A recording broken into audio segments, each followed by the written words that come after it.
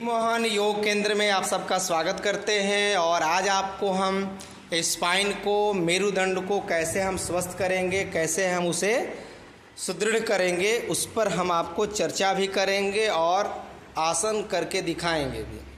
यहाँ पर देखिए शरीर की स्थिति कैसी है, बिल्कुल ऐसे ही आपको करना है। थोड़ा जगह ले लेना है जिससे कि दोनों हथेली आपके कंधे के बराबर खुल जाएं और दोनों पैर आपके सामने सीधे हो जाएं। अब दोनों अंगूठा को सटाइए आपस में और पैर को धीरे धीरे मोड़ दीजिए। दोनों पैरों को धीरे धीरे मोड़ देना है। अब यहीं पर आकर के आप भी बहन जी दोनों पैरों को मोड़ दीजिए। दोनों पैरों को मोड़ करके दोनों अंगूठा आपका सटा हुआ है, एड़ी भी आपस में सटा हुआ है और दोनों भुजाएं खुली हुई हैं कंधे के बराबर। अब यहाँ आने के बाद भरपूर मात्रा में सांस को भरिए, पूरा सांस खींचिए। सांस खींचने के बाद सांस अंदर रुका हुआ रहेगा और दोनों पैर दाहिनी तरफ, गर्दन बाईं तरफ झुकेंगे और एड़ी एड़ी पर, अंगूठा अंगूठा पर और दोनों हाथ की स्थिति और गर्दन की स्थिति आप देख सकते हैं। इसी प्रकार आपको बना करके और 1-2 सेकेंड होल्ड करना है, रुकना है और फिर सांसों को छोड़ते हुए पैर को बीच में लाना है। आज हम और बढ़िया से समझाते हुए इस वीडियो को बना रहे हैं, क्योंकि बहुत सारे भाई बहन फ़ोन करते हैं कि आप वीडियो बना देते हैं और सांस की गति समझ में नहीं आती है, कब लेना है कब छोड़ना है। और जब तक सांस की गति को आप नहीं समझेंगे तब तक आपको लाभ मिलेगा ही नहीं। अब देखिए क्या कर रहे हैं कि सांस को छोड़ते हुए पैर को बीच में लाएंगे, रुक जाएंगे थोड़ा सा। सांस बिल्कुल हमने छोड़ दिया है। अब सांसों को भरते हुए पैर को ले जाइए दाहिनी तरफ, भरते हुए सांस अंदर भर के रोक लेंगे। अंगूठा अंगूठे पर, एड़ी एड़ी पर, घुटना घुटने पर, दोनों कंधा जमीन में सटा हुआ, दोनों हथेलियां जमीन में सटा के रखना है, गर्दन को उल्टा रख देना है।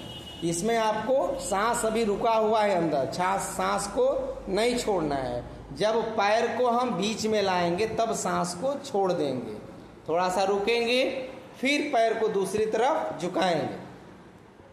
ये हमारा मरकट आसन का पहला अभ्यास है। सांस की गति को यदि आप समझ जाइएगा तो लाभ त्वरित मिलेगा, संपूर्ण लाभ होगा।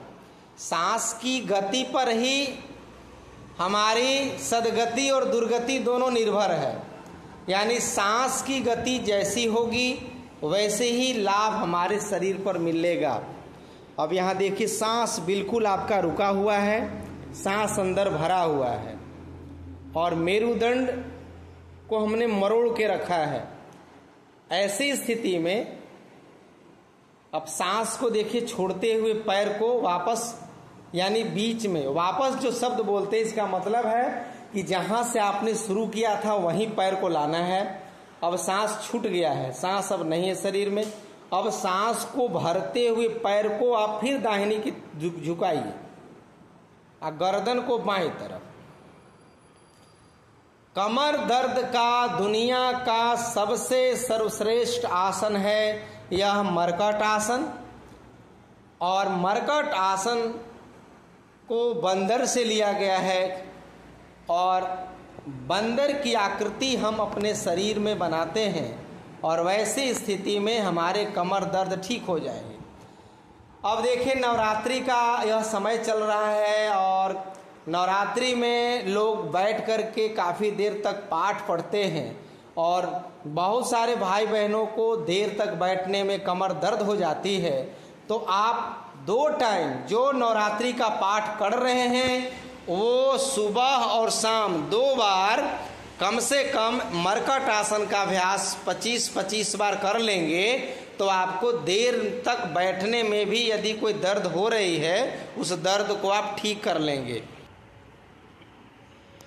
और माँ भगवती से प्रार्थना करिए यह साधना का काल है नवरात्रि, और इस साधना के काल में जब तक आप योग नहीं करिएगा तब तक माता भगवती की आराधना स्वीकार नहीं होगी और आपकी पुकार वहाँ तक नहीं पहुँच पाएगी। क्योंकि जब योग करिएगा तो आपका शरीर और मन, यानी तन और मन दोनों स्वस्थ होंगे, और जो व्यक्ति स्वस्थ ही नहीं है वह व्यक्ति क्या आराधना करेगा, क्या पूजा करेगा। इसलिए सबसे पहला है निरोगी काया, यानी जो व्यक्ति स्वस्थ है वही व्यक्ति बढ़िया से पूजा भी कर सकता है, बढ़िया से नौकरी भी कर सकता है, बढ़िया से अपने परिवार को संभाल भी सकता है। इसलिए कहा गया है कि जो व्यक्ति स्वयं को संभाल नहीं पाएगा वह दूसरों को संभालने में कैसे समर्थता को बता सकता है या जता सकता है। अब पैर को पसार दीजिए। मैं एक एक अभ्यास को बहुत बारीकी से समझाने का प्रयास, बताने का प्रयास कर रहा हूँ। पैर पसार देंगे, दोनों हथेली को जैसे डैना होता है हाथ को खोल के रखेंगे, बिल्कुल खोल के रखेंगे, और आँख को बंद करके शांत अवस्था में शरीर को 1 मिनट तक छोड़ देंगे। अब ऐसा करने से यदि हमारे शरीर में, हमारे नस नाड़ियों में कहीं पर खिंचाव हुआ है तो वो धीरे धीरे ठीक हो जाता है और हम पुनः ऊर्जा, वही शक्ति, ताकत के साथ दूसरे अभ्यास करने के लिए तैयार हो जाते हैं।